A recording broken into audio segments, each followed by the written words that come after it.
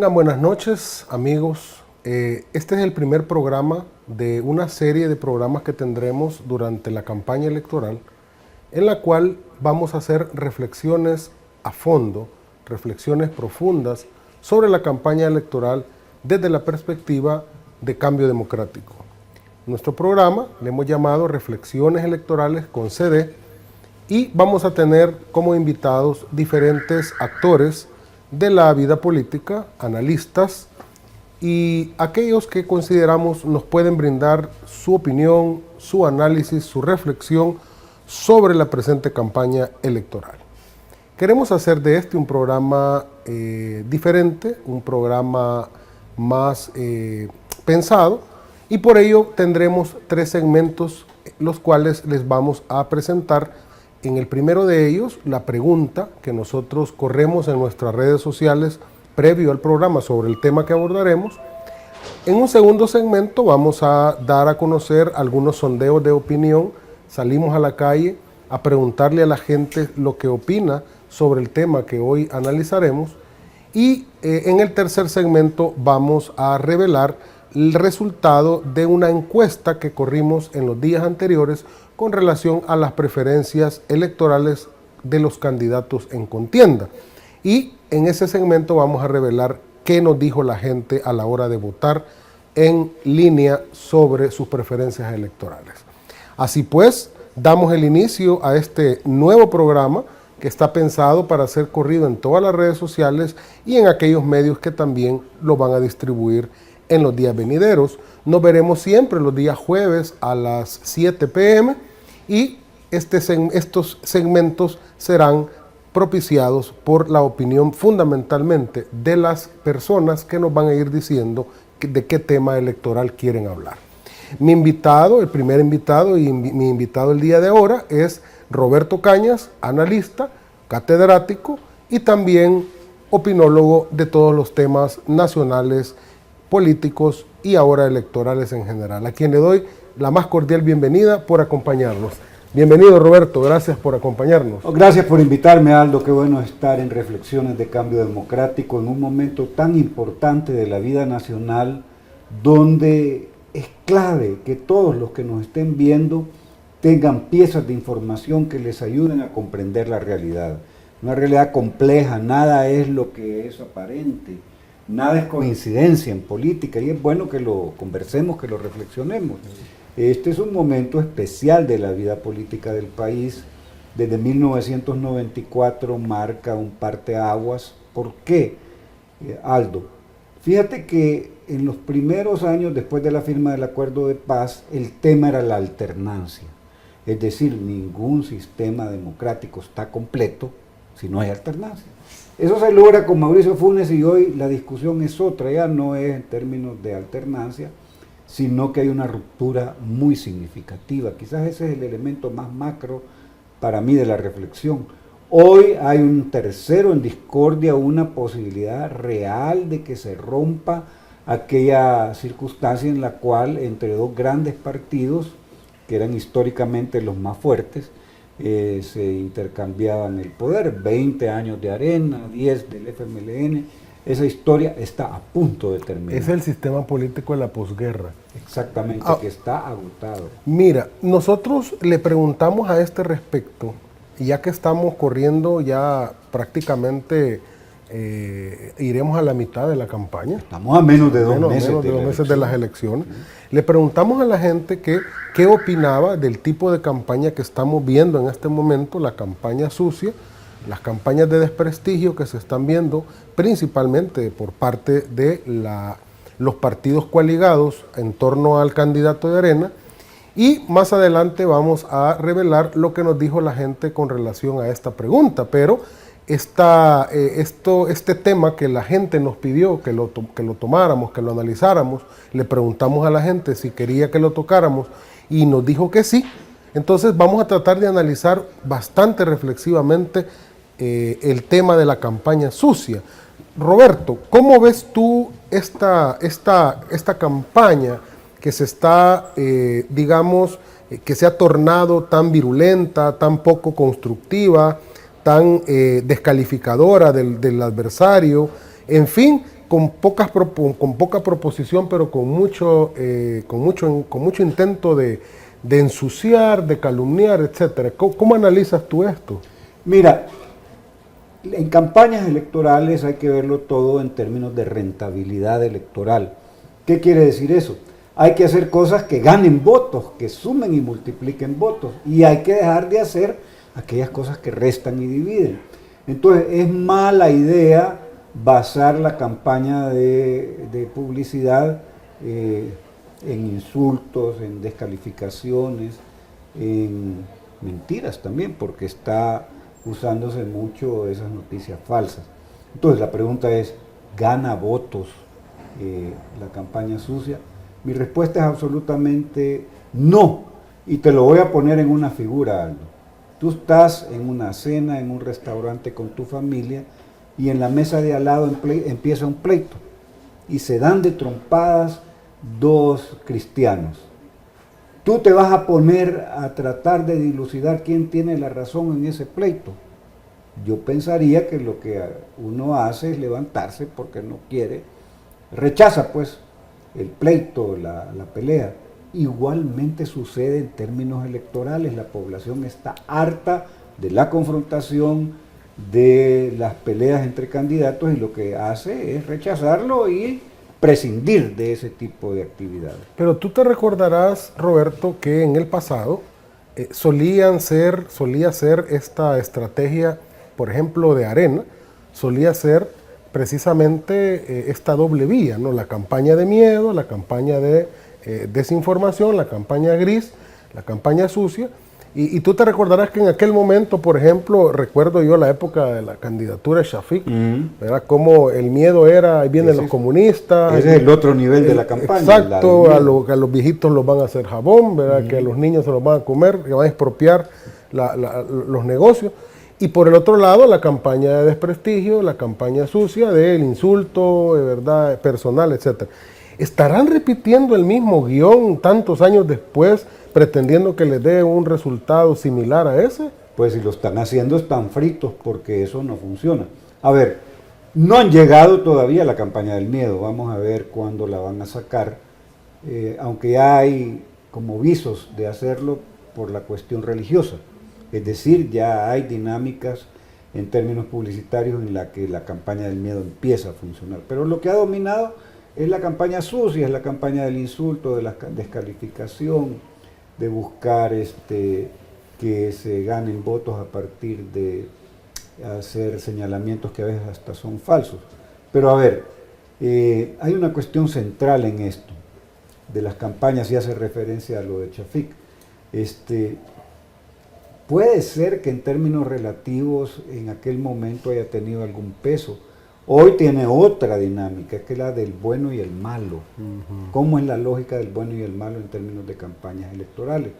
Hay alguien que se encarga justamente del trabajo sucio, que en este caso es el presidente del COENA, y hace unos videos que son de dudosa reputación en términos de su capacidad de impactar en la población.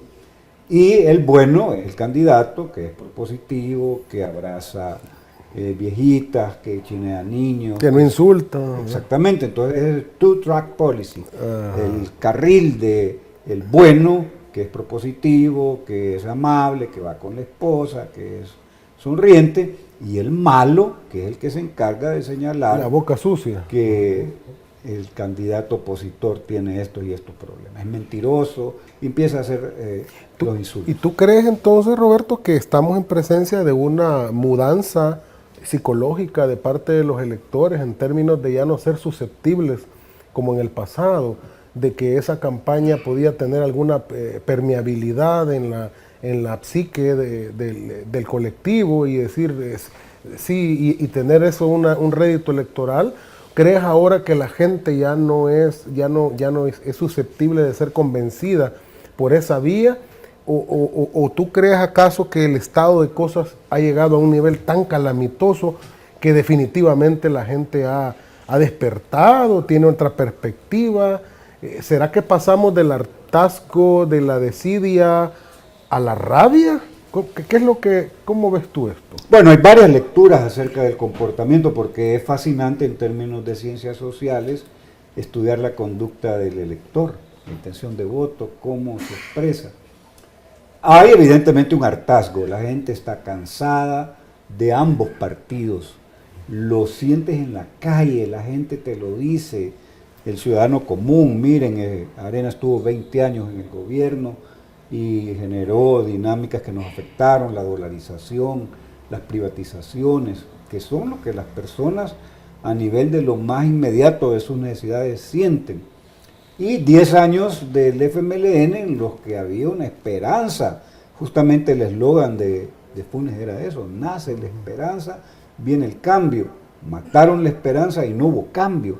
Entonces, las cuentas que hace la población, y eso lo hace un ciudadano común, es que 20 años de Arena, 10 del FMLN, ninguno de los dos nos ha satisfecho su gestión, entonces hoy se abre una posibilidad. Eso es lo que está presente muy a flor de piel. ¿Tú consideras que estamos en presencia de una campaña de este nivel que, como tú decías, podría llegar a niveles más vulgares, digamos más grotescos, como por ejemplo infundir miedo basado en la religión y otras cosas por el estilo, columnas, guerras virtuales, troles, etcétera? ¿Crees tú que eso obedece a que hay miedo por parte de Arena y su grupo de partidos coaligados en que ahora está planteada la perspectiva real del gane del candidato Nayib Bukele? Bueno, en política no hay que ser ingenuo, en política se vale todo, o sea, es una realidad, pues en el amor, en la guerra y en la política y en campaña se vale todo.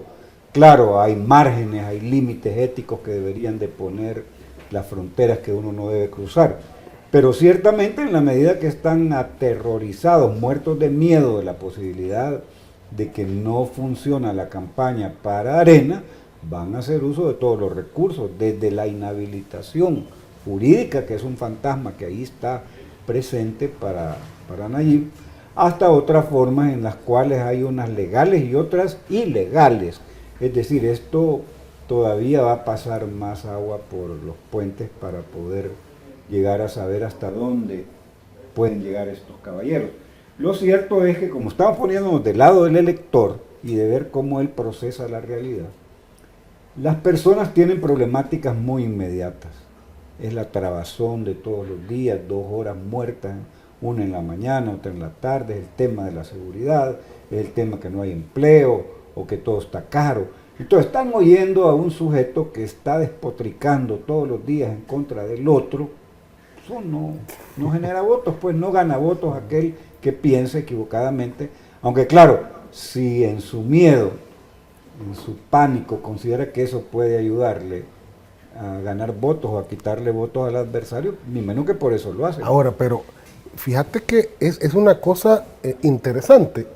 La campaña sucia parece que no les está dando réditos en términos electorales, según nos dicen casi todas las encuestas serias, por supuesto, ¿verdad? Porque hay de encuestas a encuestas, pero el día de ayer, por ejemplo, se fue revelada la encuesta de la Universidad Tecnológica, y es una encuesta que sinceramente a nosotros nos llama la atención porque no solo reafirma de muchas maneras una tendencia, puntos más, puntos menos, de encuestas anteriores como la de otras universidades de prestigio, sino que además marca no solo un estancamiento por parte de Arena y los coaligados en torno a él, sino también de un crecimiento de la alianza que respalda a Nayib Bukele.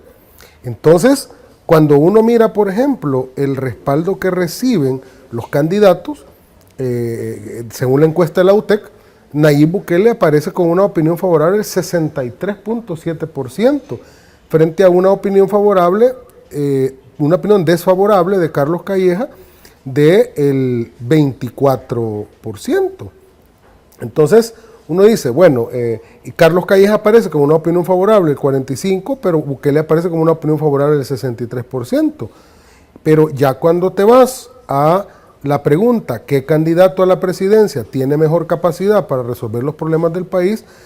Ni siquiera sumando el resultado de Carlos Calleja con el de Hugo Martínez alcanzan para el porcentaje que obtiene Nayib Bukele, que es del 44%, en cuanto a la percepción de capacidad. Y por último, la lámina que a mí me llama poderosamente la atención es la lámina 29 de la encuesta de la UTEC, que dice, si las elecciones fueran este día, ¿cuál partido político votaría? Y el partido Gana, que respalda a Nayib Bukele, que es a donde está en alianza CD, Nuevas Ideas y Gana, aparece con el 48%. O sea, está casi rozando el 50%. Y los partidos coaligados en torno a Arena apenas el 21%. ¿Qué pasa, Roberto, en términos de análisis simple de lo que uno debe de rectificar en base a resultados, por ejemplo, de encuestas? Si desde Albert Einstein decía que él definía la locura como aquello de querer que las cosas cambien haciendo siempre lo mismo, ¿por qué? Si en cada encuesta esta estrategia de desprestigio, de descalificación, de campaña sucia, les está arrojando un resultado adverso, ¿qué es lo que pasa ahí? ¿Qué cabeza política hay en eso? Es el juego de los dos canales, pues. Entonces, puede ser que le estén apostando a generar ese contraste de otro que está haciendo la guerra sucia, esa campaña de insultos, de descalificaciones, y el bueno, que es el candidato, proponiendo cosas que en la venta, en lo que nos quieren hacer creer, es que va a ir a aliviar los bolsillos de los ciudadanos. Porque la última iniciativa política de Arena es plantear de que quiten el impuesto a la telefonía y que no van a haber más impuestos, y la venta es, miren, van a estar mejor, van a tener más dinero, sus bolsillos van a sentirse más agradados, digamos. Esa es la parte buena. Y continúa pues lo que estamos hablando. Yo creo que la encuesta de la UTEC es reveladora por varias razones. En primer lugar, porque esa última pregunta, que es la clásica de las encuestas electorales, si las elecciones fuesen el domingo, ¿por quién votaría?, se hizo simulando la urna. Es que no es lo mismo en términos de encuestas electorales que me digan a mí que son números producto de que le preguntaron a alguien por teléfono o por Facebook o en un parque que había una urna simulada y una papeleta y le dijeron, mire, usted vaya, tome esta papeleta, marque en secreto cómo votaría. Además, no es lo mismo estar hablando de encuestas un año antes de la elección que estar hablando de una encuesta a menos de 2 meses del acto electoral. Entonces, a mí me da la impresión de que a estas alturas lo que refuerzan los datos de esta encuesta es que hay una intención de voto que se va consolidando, pero muy fuertemente, pues, porque no es 1, ni 2, ni 3. Las tendencias en encuestas es el hecho que se repite, digamos, más sostenidamente.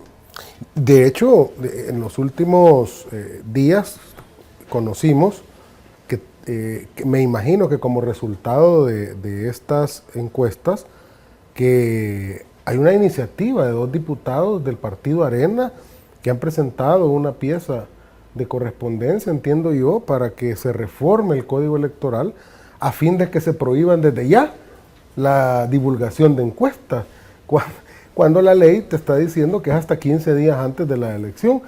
¿Será esto una muestra de una desesperación por parte de Arena y sus partidos coaligados? Y además va a contracorriente de la ley, pues lo que evidencia es que están muertos de miedo y les aterra la idea de que en términos de encuestas electorales se puedan crear climas de opinión, y es que eso es obvio, nadie va con perdedores, y la idea de ir a apostarle al caballo ganador es como muy elemental. Así que uno entiende cuáles son esos comportamientos políticos que van al encuentro de querer, si no aumentar el caudal de votos, quitarle votos al otro, porque aquí se juega esas 2 alternativas. Es rentable porque gana votos, pero también puede tener alguna rentabilidad si quitas votos al adversario. Ok, bueno amigos, vamos a terminar el primer segmento de esta charla tan amena, a esta reflexión. Hacemos un pequeño corte y volvemos con el segundo segmento en breves instantes.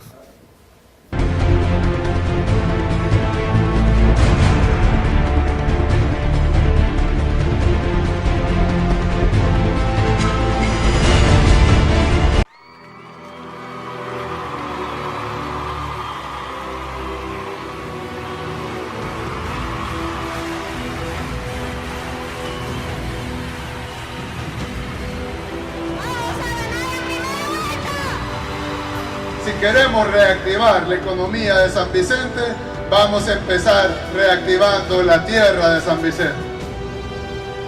Necesitamos desarrollar todo nuestro país y para eso le vamos a invertir al agro, le vamos a invertir a la agroindustria, le vamos a invertir a la industria para generar empleos de verdad y pagados y bien remunerados y dignos, y luego apostarle también al comercio, a los servicios y a las exportaciones y al turismo. Para eso necesitamos tres cosas. Uno, necesitamos seguridad, porque nadie va a querer un país donde lo van a matar.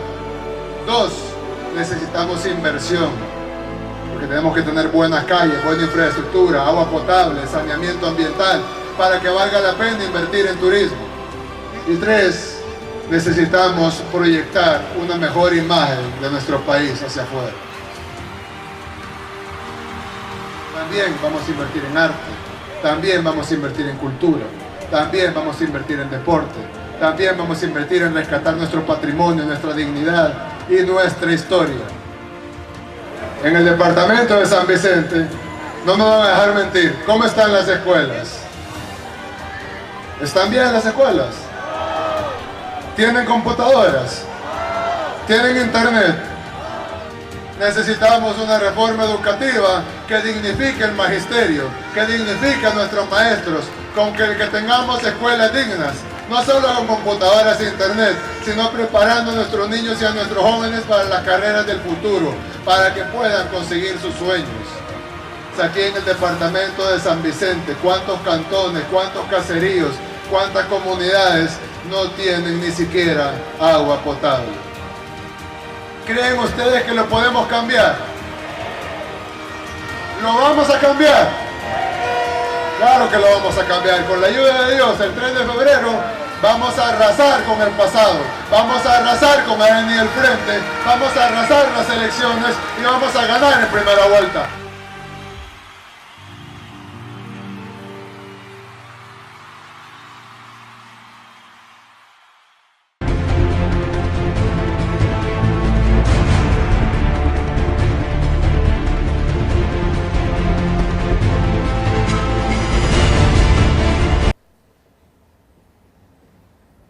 Gracias por continuar en sintonía de este programa, de este primer programa de reflexiones electorales con Cambio Democrático. Agradecemos mucho que estén sintonizándonos en Facebook Live y también agradecemos que le den compartir con todos sus amigos y familia para que esto se pueda difundir lo más que se pueda y el mensaje de esta reflexión pueda llegar a más personas. Si te gusta también, dale like para que podamos tener interacción. En este segundo segmento nosotros salimos a la calle a preguntarle a la gente precisamente sobre el tema que estamos abordando esta noche. ¿Qué opinan de la campaña sucia del Partido Arena? Y esto fue lo que nos dijeron los ciudadanos. Bueno, pues creo que está mal porque ahí es demostrar la bajeza que tienen y el miedo que tienen de que Nayib Bukele vaya a ganar. ¿Está por 100% seguro que va a ganar? Pues así parece por lo que sale en las redes sociales. Así ha sido siempre, ya nunca se han bañado. Siempre utilizan el miedo. Solo la ropa lavan, pero ellos ya no se lavan nada. No sé, tal vez está inventando un montón de cosas para denigrar a los demás partidos, para poder ganar ellos. ¿Está malo para usted? Sí. Debería tener una campaña más de altura.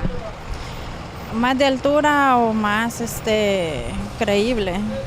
Pues yo creo que simplemente se le han terminado todas las ideas a ellos, simplemente, y no encuentran cómo tapar sus errores. eso. Realmente es inadecuado y antiético, ¿verdad? Porque se deberían colocar propuestas que sean beneficiosas para el pueblo y que no simplemente solo atacar al contrincante, ¿verdad? Sino que proponer cosas reales que beneficien a la población, principalmente, ¿verdad? Bueno, la verdad que, como usted dijo, sucia pues y feo, ¿verdad? Porque no es como una campaña limpia y correcto, así es. Y entonces debería ser más transparente todo eso, las campañas, ¿verdad? Y ver de... No meter miedo. No meter miedo, correcto, así es. Ese es uno quizás de lo principal, pues no es como hacer una campaña honesta, con buenas propuestas y todo eso, ¿verdad? Porque lo que he estado viendo yo en televisión en algunos casos de que un partido político, pues de ellos, es lo que más miente, miedo, ¿verdad? Y falsedades, pues de que uno lo ve que tal vez no lo vive, pero sí ve que no es correcto, ¿verdad? Bueno, ahí está la opinión de la gente, ellos se han expresado, es apabullante, Roberto, cómo la gente se expresa de una manera con negatividad frente a las campañas sucias. Parece ser que hay ahora ya una repulsión, una repugnancia de ese tipo de cosas. ¿No estarán los grandes estrategas mediáticos que deben de estar ganando mucho dinero, me imagino, miles o millones de dólares por estar asesorándoles? ¿No estarán midiendo esto a tal grado de que puedan hacer un giro en la campaña? ¿O qué pasará? ¿Qué será? Saber qué hay en la cabeza de esos caballeros, pero uno entiende que las dinámicas electorales tienen varios aspectos. Este es el perverso, el aspecto no deseable de una campaña. Y si le están apostando a que eso les va a generar una victoria electoral, están fritos. Eso no funciona. Yo creo que uno tiene que tener claro cuál es la ecuación de la victoria electoral. Y esto tiene muchos aspectos. En primer lugar, el trabajo en el terreno. Es decir, es muy importante, más allá de que puedan hacer campaña sucia o no, que además en el terreno se puede hacer. ¿Cómo es una forma de hacer campaña sucia en el terreno?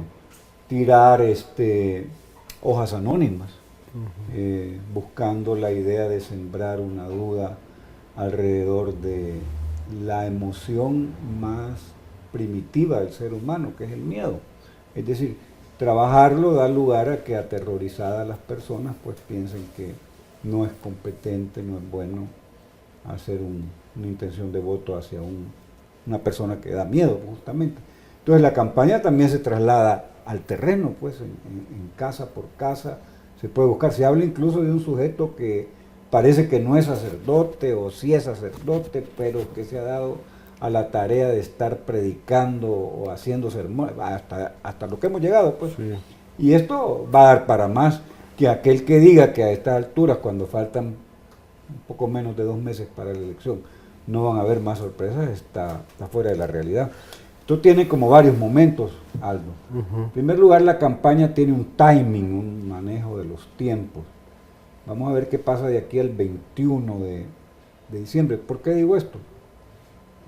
Porque hay un estado de ánimo de la población que orbita alrededor de llevar la actividad, digamos, más o menos en lo que es la normalidad laboral. Pero sucede que de ahí por el 12, 15 de diciembre pagan los aguinaldos, empiezan las fiestas de despedida de la oficina y llegando al 21, cuando salen de vacaciones los empleados públicos, muy poco lo que se puede hacer en términos de campaña electoral, digamos, tradicional.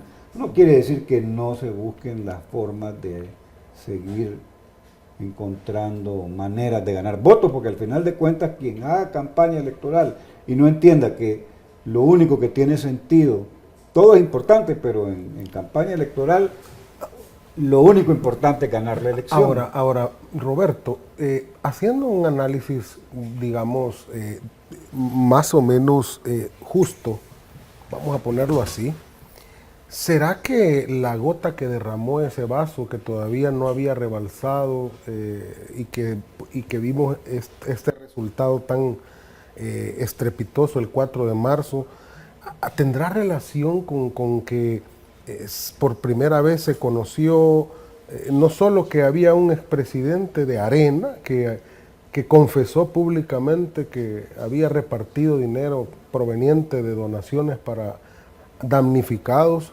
y que las había desviado a cuentas del partido Arena, y que luego otro expresidente del partido Arena, Elías Antonio Saca, confiesa frescamente como quien está contando su día de campo el fin de semana, cómo desvió y malversó casi 300 millones de dólares.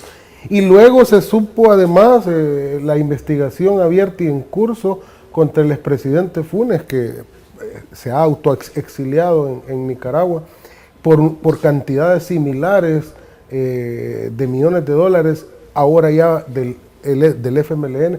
¿No fue esa la gota que rebalsó y la gente ya dijo se acabó el sistema de la posguerra y se acabó el bipartidismo, y Arena menos que tenga intenciones de regresar al poder por su pasado vinculado a la corrupción? Y que la corrupción es obscena, es decir, en cualquier país es inaceptable, pero es mucho menos aceptable en un país pobre, porque los recursos escasean. Entonces, cuando gente llega a administrar el aparato del Estado y ocupa la función pública no para servir, sino que para servirse, y los hospitales están mal, no hay medicina, las consultas son tardías, la educación tiene un problema central en la infraestructura escolar, por ejemplo. No es posible pensar que exista un ambiente motivador para aprender en el estado en que las escuelas se encuentran en el país. Entonces, por un lado, las grandes necesidades del país y un Estado que tiene dificultades para tener los recursos, y por el otro dándose cuenta que ha sido escandalosa la forma en que se han derivado fondos públicos, pues 300 millones por un lado, 350 por el otro. Creo yo que las personas eso no lo dejan pasar, pues, y se equivoca aquel partido que crea que la gente no se da cuenta, que no le interesan o no repara, es boba, y esto pasa desapercibido. El Salvador es un país muy pequeño y aquí nos conocemos todos y se sabe todo. Es muy difícil ocultar formas de enriquecimiento ilícito. Y menos de ese calibre. De ese calibre, porque está a la vista, pues, es muy difícil esconderlo. Entonces eso genera un enorme rechazo. La campaña sucia genera rechazo, y si está como acompañada antes de la corrupción, es muy difícil como remontar o trascender esas circunstancias, pues. Por eso es que se valen de estos recursos del bueno y el malo, pues, para buscar la manera de... Y hay otro más en esa línea del bueno y el malo, es el nuevo y el viejo. Es decir, yo tomo distancia como candidato, yo soy nuevo, no he participado nunca en política. Eso es cosa del pasado, lo hicieron otros, yo no. Entonces es como el outsider que llega y él no puede tener las manos sucias en la corrupción porque no ha estado. Entonces es una venta en la que la idea de lo nuevo y lo viejo también se juega como lo de lo bueno y lo malo. ¿Qué tanto les va a funcionar? Ahí es donde está el problema, porque no es una política engaña tontos, pues, o sea, la gente se da cuenta, el hartazgo es muy grande y por eso pierden, pues. Ahí no hay posibilidades de sacar adelante una campaña, por muy bueno que sea. Es que esto no es un tema de yo puedo convencer más y el otro puede convencer menos, es la realidad y la realidad no se puede cambiar. Entonces ese es el punto, no es un tema de que yo soy mejor diseñador de campañas políticas que el otro, porque la realidad es la misma. Sí, de hecho creo que para nadie es un secreto que la gente que debe estar trabajando para ello es gente que es puede ser cualquier cosa, ¿verdad? Pero lo que sí son expertos en cuestiones mediáticas. Aunque hay una cosa, Aldo, si son extranjeros, no han calado profundamente en el pensamiento del salvadoreño. Puede ser que se estén equivocando pensando que lo que les funcionó en otro país aquí funciona. Aplicando recetas de otros electores, ¿verdad? Sí, ahí eso no funciona, porque cada cultura en el interior de cada, en el imaginario de cada... Es diferente. Es diferente, pues venimos de historias, de economía, ahora, de culturas diferentes. Ahora, yo quisiera reflexionar lo siguiente. ¿Será que está planteado en términos reales el quiebre, que hemos llegado a un punto de inflexión en nuestra historia con relación a la posibilidad cada vez más real, o que se va configurando más real, del fin del sistema político montado en la posguerra que degeneró en la partidocracia y que además ha permitido que vivamos en esta espantosa realidad económica, política, social, de violencia, de subdesarrollo, de corrupción, etcétera? ¿La ves tú planteada ese quiebre probable? A ver, tiene varias relatividades esto. Los partidos son necesarios para un sistema democrático, más un sistema democrático basado en una cuestión delegatoria, representativa, y el sistema político salvadoreño es representativo. Entonces, si eso es así, ciertamente está muy mal la partidocracia en términos de lo presidencial, pero en el nivel local ahí los partidos siguen funcionando, hay consejos municipales que son multipartidistas, está el Congreso, la Asamblea Legislativa, donde también hay un juego de partidos políticos. Entonces, lo que está cambiando es que a nivel presidencial, o era Arena y después fue el FMLN los que administraban el aparato del Estado. Eso parece que está agotado. Vamos a ver, porque no puede uno adelantar criterio y decir la última palabra, porque eso lo vamos a platicar después del 3 de febrero. Pero lo que se logra avisorar es que ciertamente no hay una cosa valiosa, y por ser valiosa es escasa, que se llama credibilidad. Entonces, cuando un instituto político o un candidato pierde eso, pierde todo, y no es tan fácil de recuperarlo, realmente es irrecuperable. Entonces, la pérdida de la credibilidad está por el hecho de que los 20 años de Arena no se convirtieron en una mejoría importante en el nivel de vida de las personas, y la prueba está que en esos 20 años hubo un proceso migratorio importante, pues la gran mayoría de los salvadoreños que se fueron lo hicieron en esos 20 años. Y el otro tema es que tampoco el FMLN fue capaz de hacer una gestión gubernamental que cambiara las condiciones de vida de las personas. Por eso la gente se va. Es decir, que esa es una opción muy clara en el país. Los que nos quedamos porque creemos que vale la pena reivindicar el derecho a no migrar, y porque además de entender de que el sistema de partidos políticos es necesario, hay que perfeccionarlo, porque no solamente se trata de que hayan elecciones cada 3 o cada 5 años. Lo que está quebrado, pues, es esa alternancia. En El Salvador, si uno es riguroso con las categorías políticas, no hay un bipartidismo en el sentido estricto de la palabra. Aquí hay 2 partidos grandes y un conjunto de partidos, digamos, más pequeños que hacen el sistema de partidos. Pero lo que se quebró y está a punto de demostrarse de manera más tajante es que esos 2 partidos ya no representan, o la gente ya no se siente representado en ninguno de ellos 2. Por supuesto que tienen voto duro, maquinarias electorales, mucho dinero, pues ahí vamos formando la ecuación que posibilita hacer cosas en política, pues.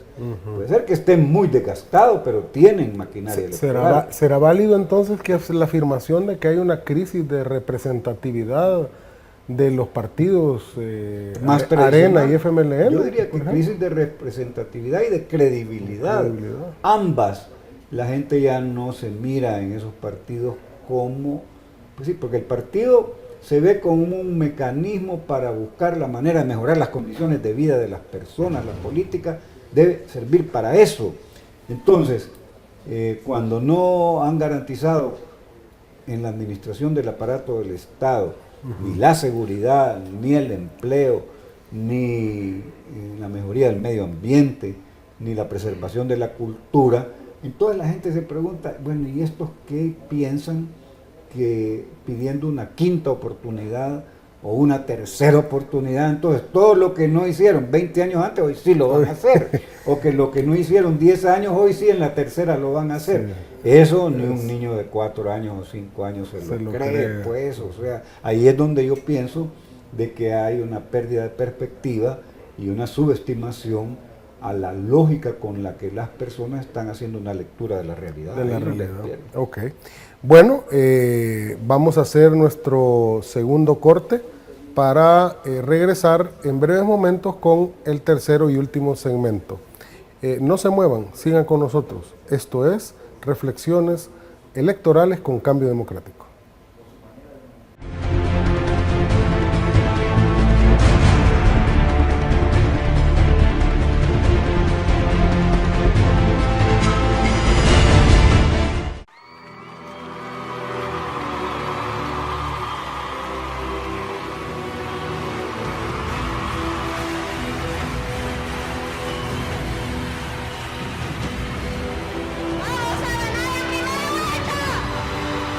Si queremos reactivar la economía de San Vicente, vamos a empezar reactivando la tierra de San Vicente.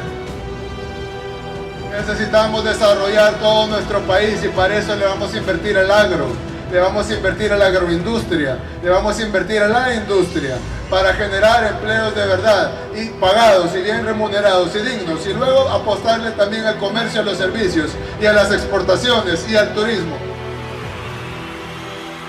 Para eso necesitamos tres cosas. Uno, necesitamos seguridad, porque nadie va a querer un país donde lo van a matar. Dos, necesitamos inversión, porque tenemos que tener buenas calles, buena infraestructura, agua potable, saneamiento ambiental, para que valga la pena invertir en turismo. Y tres, necesitamos proyectar una mejor imagen de nuestro país hacia afuera. También vamos a invertir en arte. También vamos a invertir en cultura, también vamos a invertir en deporte, también vamos a invertir en rescatar nuestro patrimonio, nuestra dignidad y nuestra historia. En el departamento de San Vicente, no nos van a dejar mentir, ¿cómo están las escuelas? ¿Están bien las escuelas? ¿Tienen computadoras? ¿Tienen internet? Necesitamos una reforma educativa que dignifique el magisterio, que dignifique a nuestros maestros, con que tengamos escuelas dignas, no solo con computadoras e internet, sino preparando a nuestros niños y a nuestros jóvenes para las carreras del futuro, para que puedan conseguir sus sueños. Aquí en el departamento de San Vicente, ¿cuántos cantones, cuántos caseríos, cuántas comunidades no tienen ni siquiera agua potable? ¿Creen ustedes que lo podemos cambiar? ¿Lo vamos a cambiar? Claro que lo vamos a cambiar. Con la ayuda de Dios, el 3 de febrero vamos a arrasar con el pasado. Vamos a arrasar con Areni del Frente. Vamos a arrasar las elecciones y vamos a ganar en primera vuelta.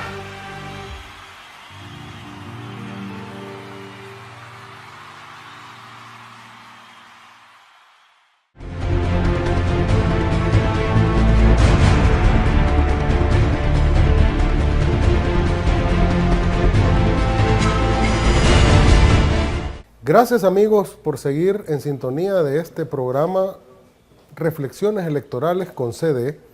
Continuamos con este tercer segmento y vamos a iniciarlo presentándoles los resultados de la encuesta que corrimos nosotros en nuestras redes y que se las vamos a presentar en pantalla para que ustedes la puedan ver. Nosotros le preguntamos a nuestros internautas, a toda la gente que está al pendiente de nuestras publicaciones, precisamente la pregunta, ¿por qué candidato vota? Si las elecciones fueran el próximo domingo, ¿por qué candidato votaría? Y el resultado que obtuvimos fue el siguiente. Nayib Bukele obtuvo el 98%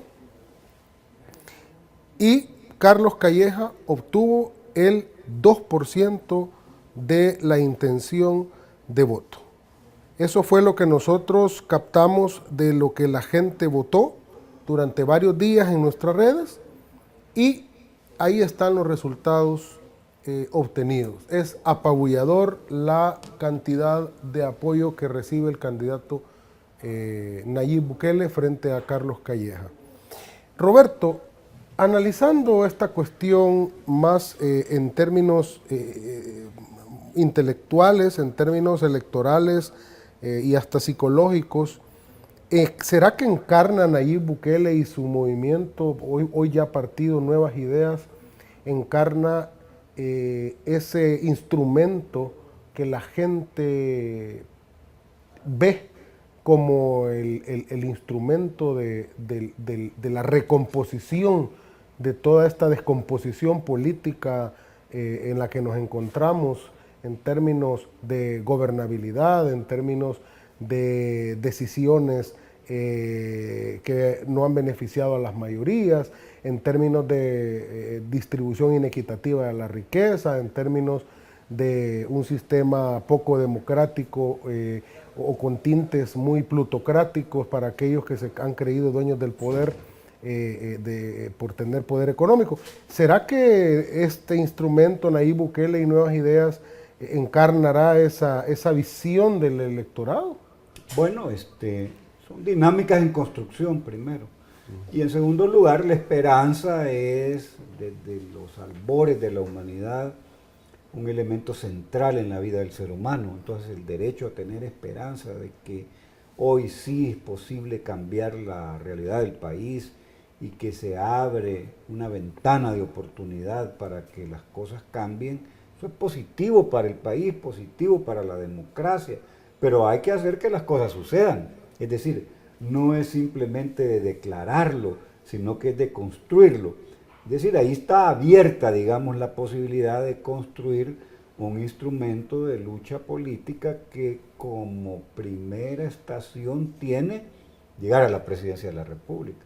Y ahí hacer una gestión exitosa que también posibilite pensar en más largos plazos. Pero a ver, como hay un desencanto de la política y de los políticos, no se puede descartar que todavía hay personas que en su imaginario aquella idea de que yo no me meto en política porque a mí la política no me da de comer y yo si no trabajo no como, está presente, me lo dieron a mí, se lo dicen a los jóvenes ahora. Entonces, esto tiene una responsabilidad histórica.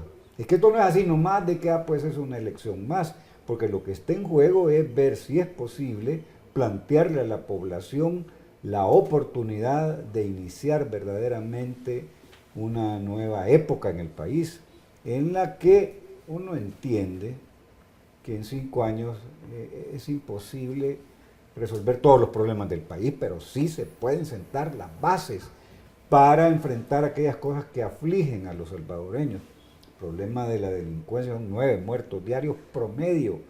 Por supuesto que hay fines de semana o días que hay más.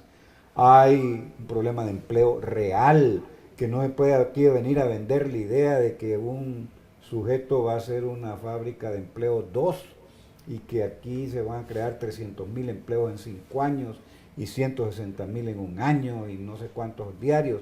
O sea, suena bonito, pero sí, otra vez, esos cantos de sirena, esas ideas fantasiosas acerca de cómo salir adelante, no las creo. ¿Habrá una tentación por parte de Arena con estos ofrecimientos que hemos escuchado en los últimos días y semanas? Por ejemplo, hace 2 días salió el candidato Calleja anunciando que iba a propiciar que se derogara el impuesto a las comunicaciones del 5%, pero no mencionó de dónde va a salir los fondos para llenar el vacío que eso deje, que ya están planes en ejecución. Simplemente es quitémoslo porque lo quitamos, y los diputados de su partido corrieron a hacer la pieza para pedir que se derogue, pero no han dicho de dónde van a salir esos fondos para cubrir el vacío de planes que ya están en ejecución, de prevención, etcétera. ¿No será que se está cayendo ya en un vulgar populismo, medidas populistas? Son cosas que verdaderamente no se pueden sostener. Es decir, la venta es, miren, ustedes van a estar mejor, se van a alivianar sus bolsillos, van a tener más recursos si se deja de pagar impuestos. Ahora es un doble planteamiento. Se van a quitar y ya no van a haber más. Pero cuando uno estudia política fiscal, entiende que la fuente primaria de recursos del gobierno son los impuestos. Es decir, no se puede financiar la actividad del gobierno si no hay recursos que provienen de la recaudación. Entonces, lo que hay que hablar es dónde se va a obtener los recursos que necesita el país para sacar adelante El Salvador. Y uno es, hay que cobrar impuestos, no hay de otra. Benjamin Franklin decía que hay dos cosas ciertas en la vida de un ser humano, que se va a morir y que va a pagar impuestos, por eso se llaman así, no es voluntario. Entonces, lo que hay que reformular es toda la política tributaria y tiene que ser progresiva. Ahí no hay vuelta de hoja. El que tenga más dinero, que tenga más ingresos, que tenga más riqueza, debe pagar más impuestos. Eso no lo dice este caballero. Lo único que nos está haciendo creer es que miren, vamos a tener más dinero porque vamos a pagar un impuesto menos o no van a haber más impuestos. Eso no es la solución. Sin revisar el esquema tributario completo. Totalmente, y decir, miren señores, planteémonos el impuesto al patrimonio, planteémonos la necesidad de un impuesto predial. El impuesto a las ganancias. Busquemos impuesto a las ganancias. Todo el tema de financiero tiene que tener... no es posible que se pueda creer que se puedan hacer escuelas buenas, hospitales buenos sin recursos, porque lo que se ha hecho ha sido una cuestión bien cómoda para los gobernantes que en vez de cobrar impuestos como debe de ser, han aumentado la deuda pública. El problema es que la deuda pública es más del 70% del PIB. Entonces ya no es sostenible pensar que vas a administrar el aparato del Estado adquiriendo ni deuda de corto plazo, pues no puedes pagar ni las letes, ni se puede pagar o los vencimientos de los pagos de las cuentas de los eurobonos o otras formas de deuda pública que tiene el gobierno ya están enfrente. Entonces, no resiste, si lo vemos ya desde el punto de vista más riguroso económico, el análisis, el hecho de venir a decir sobre pretexto de que vas a ganar votos, que vas a quitar un impuesto porque la gente va a tener más dinero y que ya no va a haber más impuestos. Eso no se puede sostener porque la cosa es bastante más complicada. Se cae por su peso. Sí, además, recordemos, Roberto, que este esquema tributario, fundamentalmente, ¿verdad? Porque los cambios que han habido son cambios bastante estéticos.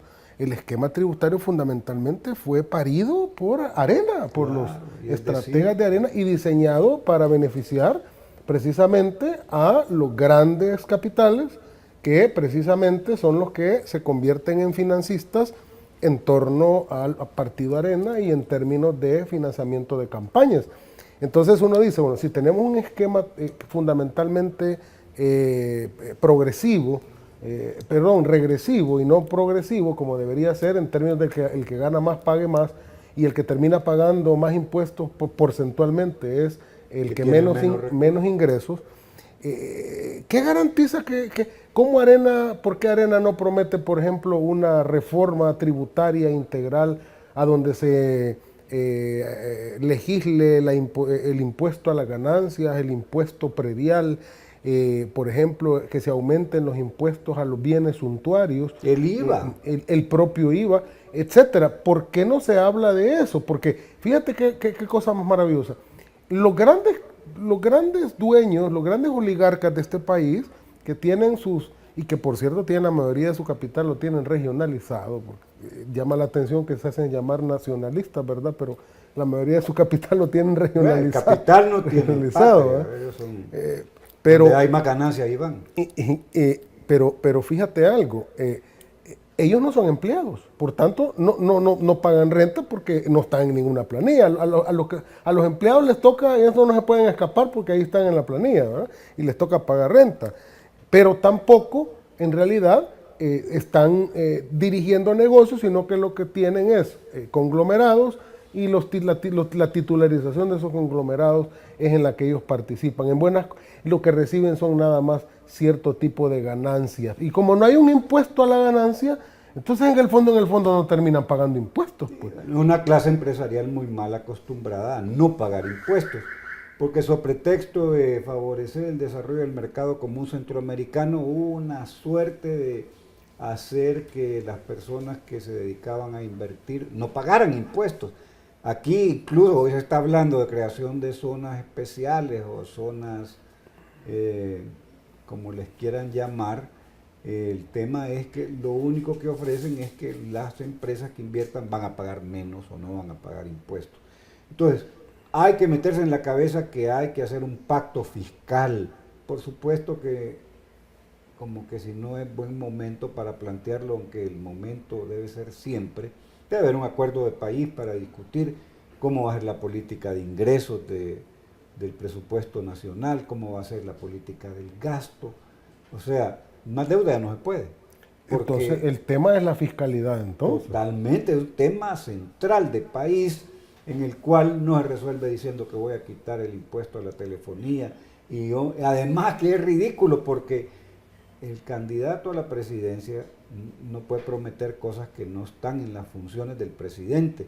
El presidente no define si hay más impuestos o menos impuestos, o si se quitan unos o se ponen otros, porque es atribución de la Asamblea Legislativa. Entonces, ¿de qué estamos hablando? Claro, parece ser que repararon casi de manera inmediata y entonces dijeron, hombre, para no quedar en ridículo, hagamos la propuesta de una pieza de correspondencia donde se vea que el tipo tiene algún nivel de entendimiento, porque al principio dijo, como muy enérgicamente, voy a quitar, ya no van a ver. Como que legisla. Y entonces como que sí, él es el que define si van a haber más o menos impuestos y se van a quitar unos y se van a poner otros. Sí. Verdaderamente era un ridículo descomunal, sí, que lo salvaron en último momento al el grupo parlamentario de Arena a presentar una pieza que vamos a ver qué futuro tiene.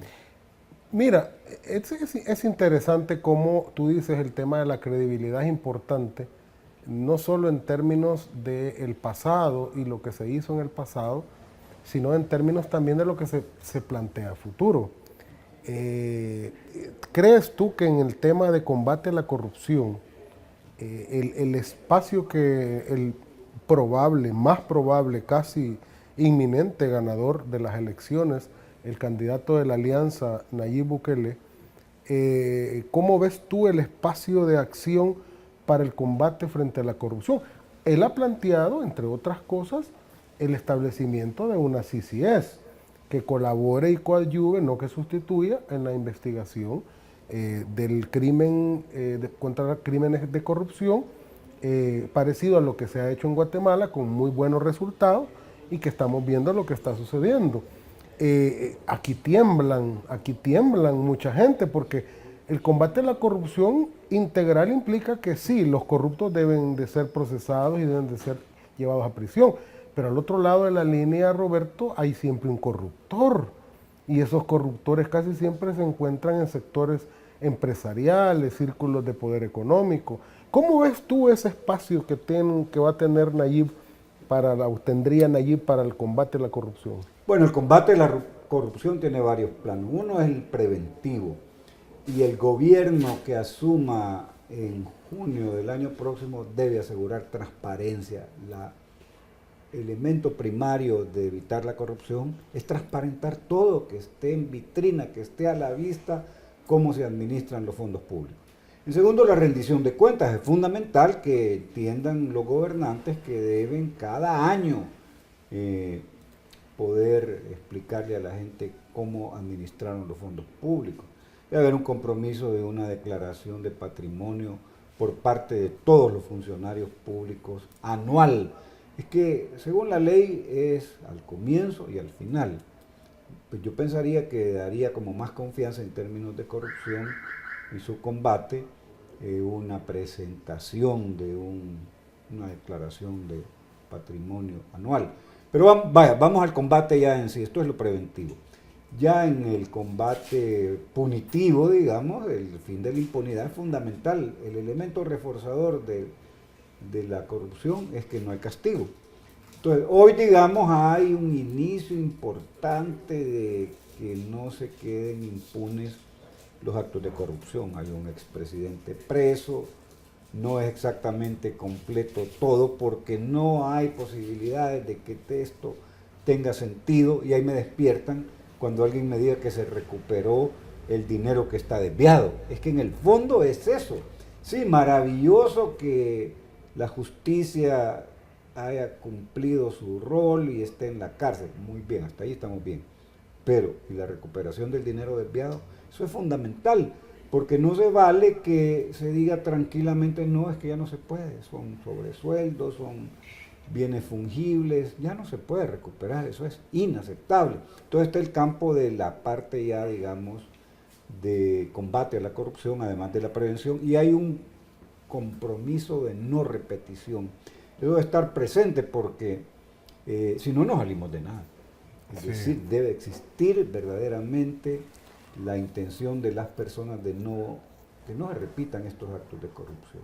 O sea, eso es muy Ahora, sensible. ¿y la propuesta de Nayib de la CCS, la ves tú, cómo la ves? ¿La ves Mira, viable? yo quiero decirte muy francamente, en un primer momento yo no compartía la idea de que un ente extranjero viniera porque de alguna forma lo primario es fortalecer la institucionalidad nacional, pero es evidente, ya la prueba de la realidad nos está diciendo que no se puede, pues entonces uno tiene que rendirse ante la realidad y aceptar de que la instancia, y hay que discutir los términos en que esa instancia internacional debe funcionar, para asegurar que eso contribuya y que la resultante de la presencia de una comisión internacional sea el fortalecimiento de la institucionalidad nacional y la investigación y castigo de aquellos que estén comprometidos. Y la transitoriedad, ¿verdad? Claro, porque entonces no tendría sentido si se vuelve un ente permanente de intervención, exacto. Bueno, Roberto, hemos tenido una muy provechosa, afable y muy reflexiva charla. Creo que hemos abordado temas electorales de una forma bastante consciente, bastante pensada, que creo que es como deben de abordarse las campañas electorales, y evitar, por supuesto, las campañas sucias, las descalificaciones a ultranza, etcétera, porque debemos de estar en otra época. Yo te agradezco, Roberto, la presencia tuya en este primer programa de Reflexiones Electorales con CD, y por supuesto, en una próxima oportunidad siempre es grato que nos visites. Bueno, pues muchas gracias por la invitación. Reflexionar es analizar con profundidad los temas, esa es la intención, y si esto es útil para que las personas se formen su propia opinión y puedan pensar y hacer un voto racional, eso es clave. Bueno, gracias, Roberto. A ti te por agradezco invitarme. mucho. Y para nuestros amigos que esperamos su presencia virtual en este programa que vamos a continuar haciendo durante todo este periodo de campaña electoral, precisamente para que pueda volverse un electorado informado, un electorado reflexivo, un electorado pensante. Nosotros vamos a seguir haciendo este programa y a llevarle la opinión de distintos actores de la vida política nacional sobre el tema de las elecciones. Les agradecemos por su atención y nos veremos por estos medios dentro de una semana, el próximo jueves a las 7 de la noche, en un nuevo Facebook Live de Reflexiones Electorales con Cambio Democrático. Muchas gracias, pase buenas noches.